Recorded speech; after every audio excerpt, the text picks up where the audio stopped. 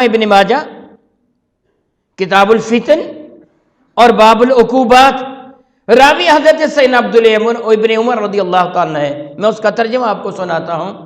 میرے اور آپ کے کریم آقا تاجدار بجم شفیع معظم رحمت عالم نے صحابہ سے مخاطب ہوتے فرمایا تھا، اے مہاجرات و انسان، یاد رکھو میں اللہ سے پناہ مانگتا ہوں ان اشیاء سے، جب 5 چیزیں تمہارے اندر آ جائیں گی تو ان کے بدلہ میں اللہ تعالیٰ تم پر 5 چیزوں کو مسلط فرما دے گا۔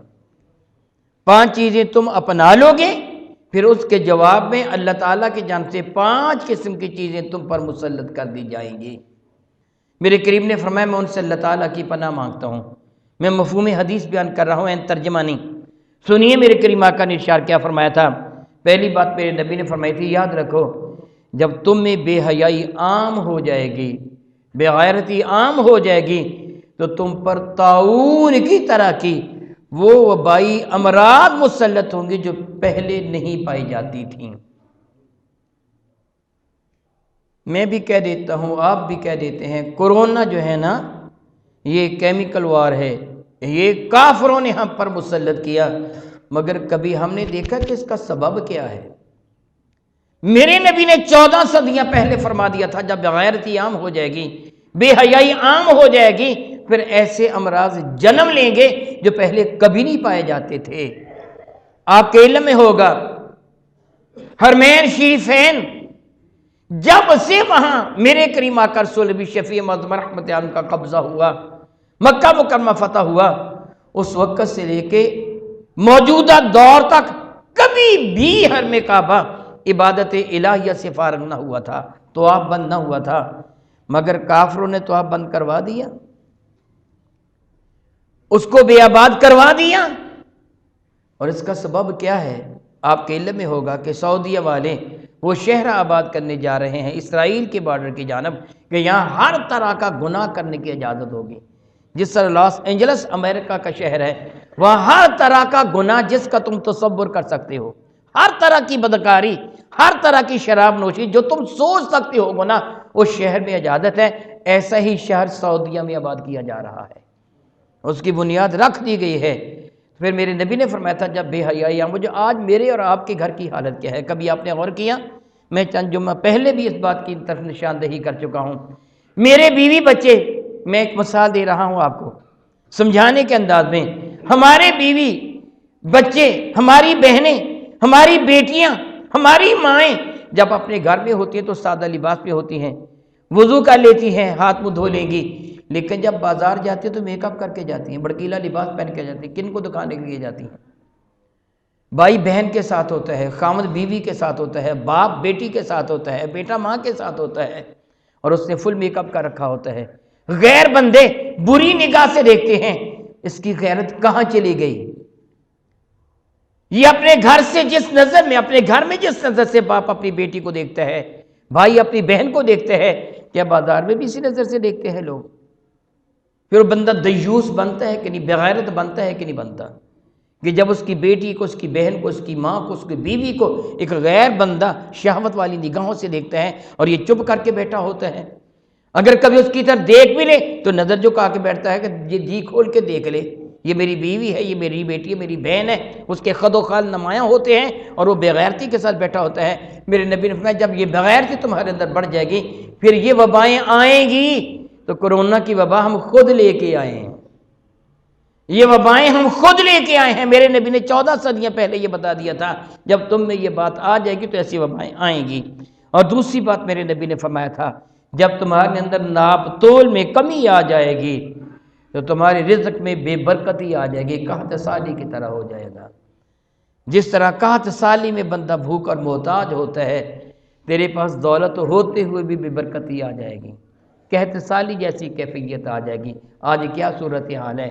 کیا مہنگائی اپنے عروج کو نہیں پہنچ گئی؟ کیا غریب بھوکے نہیں مر رہے؟ کیا وہ خودکشیاں نہیں کر رہے؟ 14 صدیاں پہلے میرے نبی نے فرما دیا تھا جب تم ناپ تول میں کمی کرو گے پھر مصائب و آلام بھی آئیں گے، ظالم حکمران بھی تم پر مسلط ہوں گے۔ اللہ یعوذ باللہ تعالیٰ ثم اللہ یعوذ باللہ تعالیٰ۔ تیسری چیز یہ میرے نبی نے فرمایا تھا جب تم زکوٰۃ کی ادائیگی میں کوتاہی کرو گے تو رب کائنات رحمت والی بارش کو روک لے گا۔ یہ چیز بھی آج ہمارے اندر پائی گئی ہے اور پائی جا رہی ہے۔ میرے قریب نے فرمایا تھا کہ اگر زمین پر یہ چوپائے اور جانور نہ ہوتے تو اللہ تعالیٰ رحمت کی بارش کا ایک قطرہ بھی زمین پر نازل نہ فرماتا۔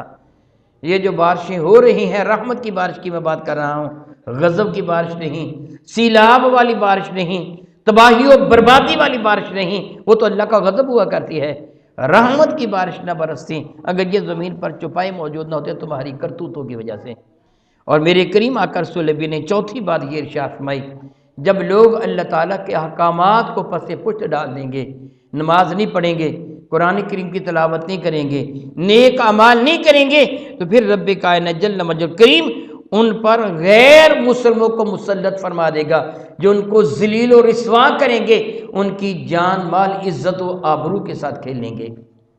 میرے بھائیو ذرا غور کرنا، کیا ہمارے بچے قرآن پاک کی تلاوت کرتے ہیں یا موبائل پر غلط فلمیں دیکھتے ہیں اور ہمارے سامنے دیکھتے ہیں؟ میں اللہ سے معافی مانگتا ہوں، کہہ رہا ہوں آپ نے بھی تجربہ کیا ہوگا، آگے باپ بیٹھا ہوتا ہے، پیچھے بیٹی بیٹھی ہوتی ہے موٹر سائیکل بائک پر، آپ کبھی گاڑی میں دیکھیں اور بیٹی کی انگلیاں اس کے موبائل پر ناچ رہی ہوتی ہیں، وہ کسی کو میسج کر رہی ہوتی ہے، باپ کو نہیں پتہ میسج کس کو کر رہی ہے۔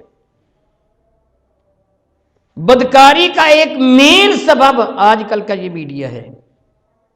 آپ قرآن مجید فقامی موبائل میں لوڈ کر لیں، قرآن پاک پڑھنے کے لیے جب آپ قرآن پاک سرچ کرتے ہیں تو کتنی اور ویب سائٹس کھل جاتی ہیں جو گندی ہوتی ہیں۔ یہ سب کیا ہو رہا ہے؟ چھری تو ہے مگر کچن کے نہیں، ڈاکو کے ہاتھ میں ہے۔ یہ کلاشن کوف تو ہے مگر مجاہد کے پاس نہیں، دہشت گرد کے پاس ہے۔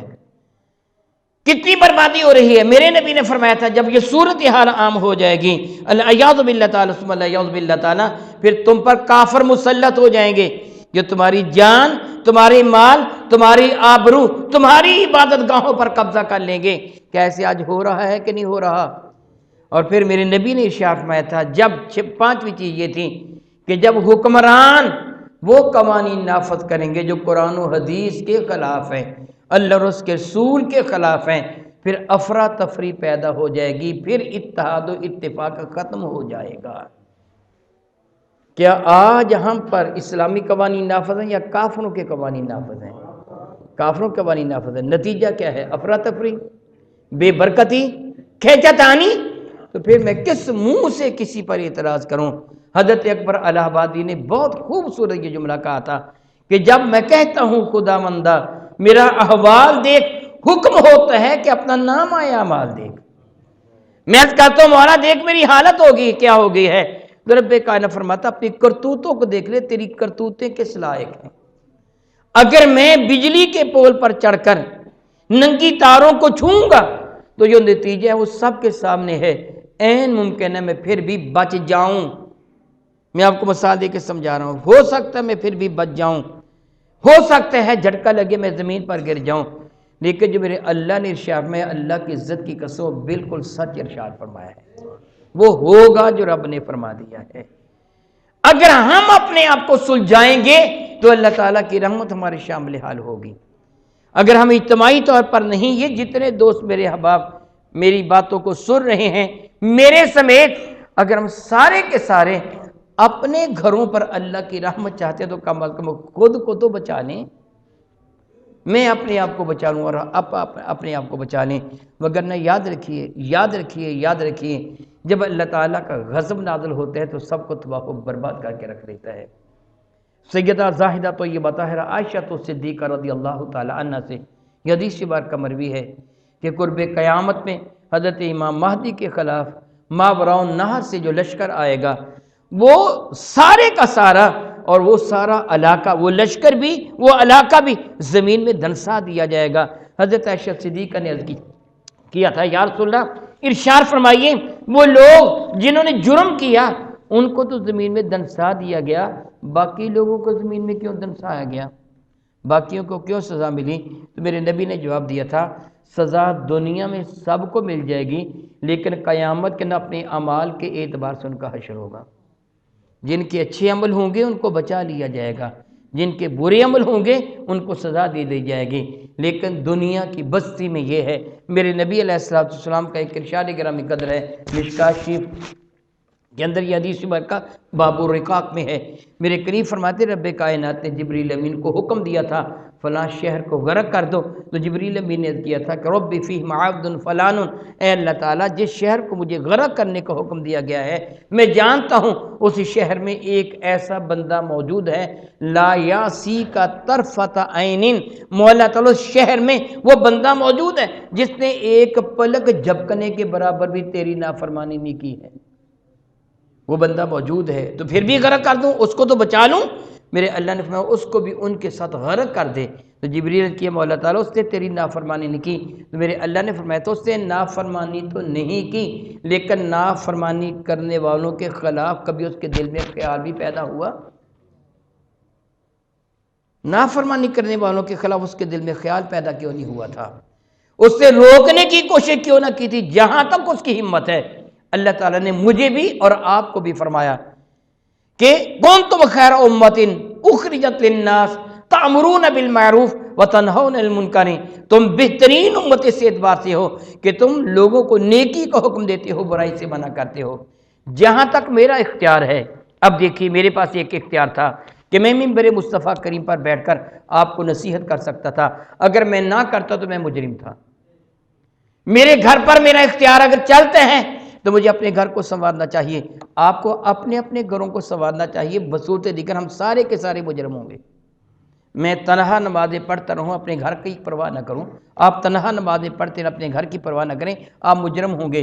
یاد رکھیے میرے نبی فرماتے کلکم راعٍ وکلکم مسئول عن رعیتہ، یاد رکھو تم سارے کے سارے راعی چرواہے کو کہتے ہیں، تم سارے کے سارے گویا چرواہے ہو، اور تم سے تمہاری رعایا، تمہارے ماتحتوں کے بارے میں، ہر باپ سے اولاد کے بارے میں، ہر ماں سے اولاد کے بارے میں، ہر بھائی سے